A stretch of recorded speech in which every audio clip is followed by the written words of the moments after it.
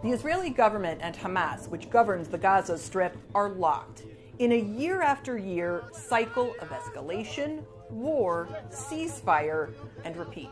There may be a new government in Israel for the first time in 12 years, but 2 months in, there is zero reason to believe that Prime Minister Naftali Bennett and his fragile coalition are going to chart a new path. In the last week, rockets have been fired from Gaza into Israel. Israel responded with airstrikes. There have been nightly protests and deadly clashes between Palestinians and Israeli soldiers along the separation fence. Bennett has vowed to, quote, settle the score with those who harm Israeli troops and citizens, and says the army is prepared for any scenario.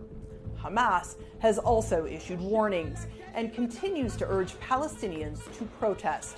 It is urgently calling for desperately needed foreign aid and reconstruction material to be allowed into the Gaza Strip.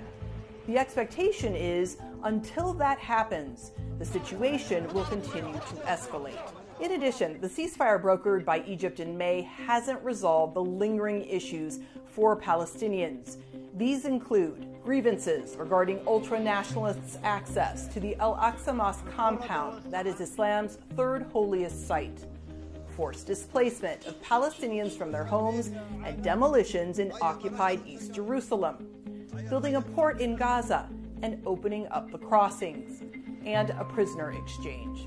Political analysts believe Bennett's government, which now includes members of a Palestinian-Israeli party, will collapse if there is another war this year.